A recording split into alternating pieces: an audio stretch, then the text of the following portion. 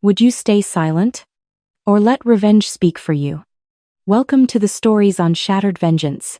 Step into a world where love turns dangerous, revenge feels inevitable, and every story drags you deeper into the shadows of desire, betrayal, and the human heart. Let's begin today's story.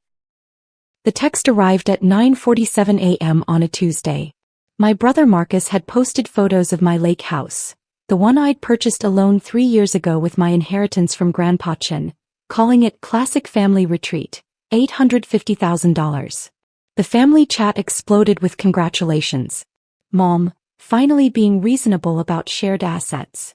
Dad, about time you stopped hoarding family property. Sister Nicole, can't wait to see my share, already picking out my new car. They'd discussed this property for months. Every holiday, every birthday, the same script. Grandpa meant it for all of us. You're being selfish keeping it to yourself. Family means sharing. I'd shown them the will. Shown them the deed. Shown them the property tax bills I paid alone. Individual inheritance, not marital property, not family asset, the estate attorney had explained in writing. They'd called it semantics. Now Marcus had taken action.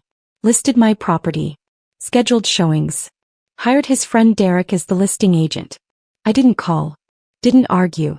I forwarded the Zillow link to my property attorney Sarah Mitchell with one line, "Not authorized. Please advise." Her response came in 4 minutes. On it. Don't engage. The psychological concept came to me clearly. Delusional ownership syndrome. When people want something badly enough, they reconstruct reality until the desired outcome feels like truth.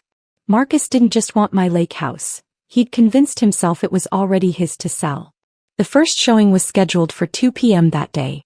By 11 a.m., Sarah had filed an emergency cease and desist with the county recorder's office and contacted Zillow's verification team directly. Zillow's automated title verification system runs checks within 24 hours of premium listings. 4 properties over $500,000, they cross-reference county records, title insurance databases and mortgage documentation. Marcus's listing hit every red flag. The property owner of record, Jessica Chin Me. The listing agents claimed authority, family representative with verbal authorization.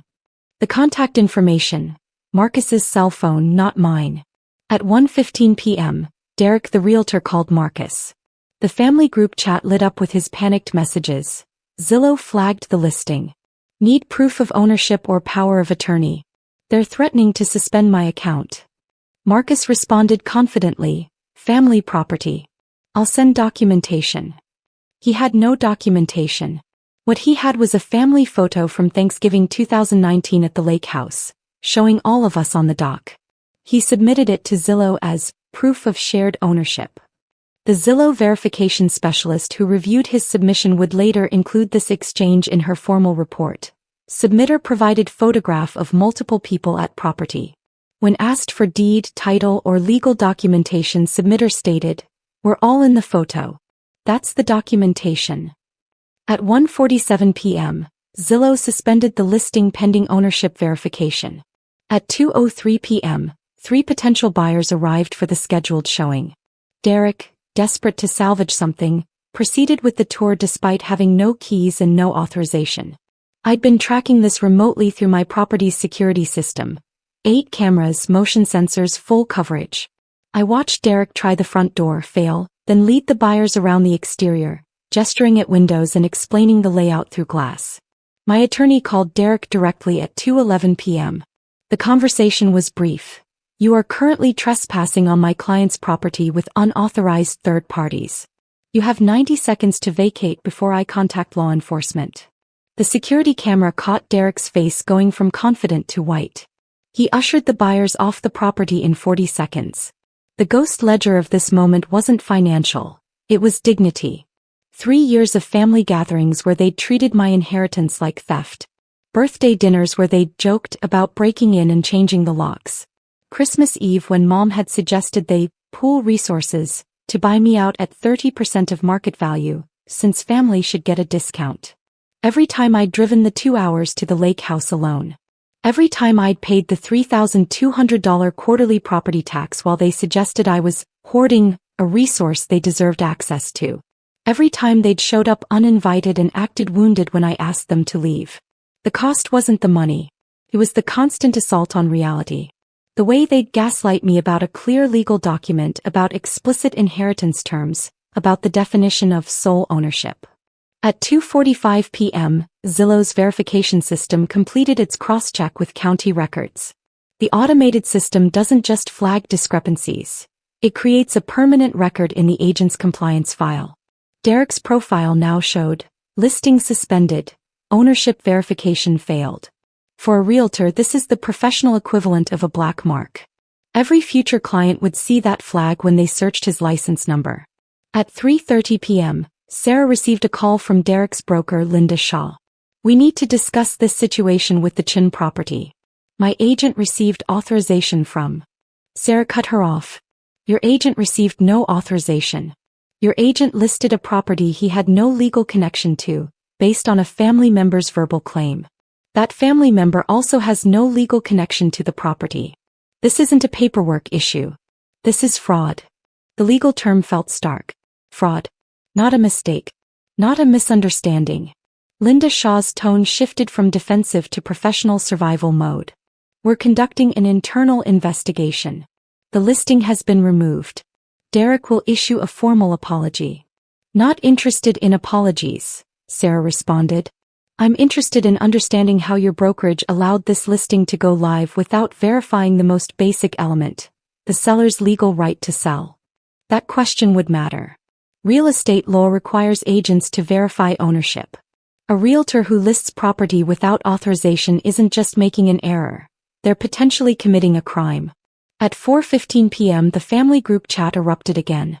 Marcus had been contacted by both Zillow and Linda Shaw. His messages devolved from confident to frantic. "This is a misunderstanding. Family property means family listing rights. Jessica, call off your lawyer. You're embarrassing us. Derek could lose his license over this. Over family." Mom joined in. "You're destroying your brother's friend's career over property that should be shared anyway." I muted the chat and drafted a single response that Sarah reviewed before I sent it. "The property at 4782 Lakeview Drive is owned solely by me, as documented in county records, the probate decree and 3 years of property tax payments. It was never listed for sale. Any attempt to show, list, or transfer this property without my written authorization is illegal. All future communication regarding this matter should go through my attorney, Sarah Mitchell, at the contact information below." I sent it at 4:47 p.m. and left the group chat. The procedural justice that followed had a methodical beauty. Sarah filed a formal complaint with the State Real Estate Commission.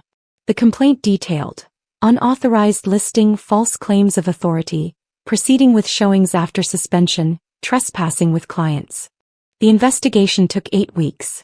During that time, Derek's brokerage placed him on unpaid administrative leave pending the outcome. Linda Shaw had no choice. The liability was too clear. Marcus received a cease and desist letter formally prohibiting any future claims about the property. He signed it after his own attorney advised him that the alternative was a civil suit for slander of title, a legal claim that can result in punitive damages when someone falsely claims ownership of property they don't own. The family group chat continued without me.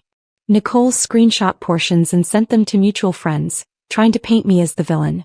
She's keeping family property from her own siblings. 3 friends called me. "We saw the deed. We saw the probate records. What is she talking about?" That's when the social consequences calcified. When Nicole's friends asked her to produce documentation and she couldn't.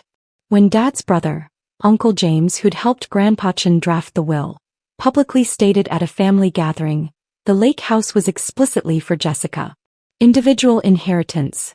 That was Chen's clear intent. The family fractured along truth lines. Those who'd seen the documents. Those who'd preferred the fantasy. At the conclusion of the Real Estate Commission investigation, Derek received a formal reprimand and mandatory continuing education on ethical listing practices. The reprimand became part of his permanent license record, visible to anyone searching his name. His brokerage terminated his contract. Linda Shaw's note was professional but final. "Trust is essential in this industry. You violated that trust." Marcus never apologized. Neither did Mom or Dad. Nicole sent one text 3 months later. Hope you're happy. You destroyed Derek's career over a house. I didn't respond. 6 months after the listing incident, I drove to the lake house on a Friday afternoon. I'd installed a new security system, better cameras, coded entry, alerts sent to my phone whenever anyone approached the property line. I sat on the dock where that Thanksgiving photo had been taken. The one Marcus had submitted to Zillow as documentation. We'd all been smiling. We'd all seemed like family. But family isn't who smiles in photos. Family is who respects your legal right to own what's legally yours. Who doesn't commit fraud and call it sharing. Who doesn't treat your inheritance as their entitlement. The water lapped against the dock posts. The sun dropped toward the tree line. My phone had 17 unread messages from various family members. I'd never unmuted the chat. I deleted the entire thread without reading it. There's a concept in property law called adverse possession. When someone occupies your property long enough, they can claim legal ownership. My family had tried a version of this. Emotional adverse possession. If they insisted loudly enough, repeatedly enough that the lake house was family property, maybe reality would bend. But reality doesn't bend to want. It bends to documentation. The deed said Jessica Chin. The title said Jessica Chin. The tax bills said Jessica Chin. And that's exactly who sat on the dock that evening in the property she owned, alone and unbothered by people who'd confused blood relation with property rights. The sunset was beautiful. I didn't share the photo.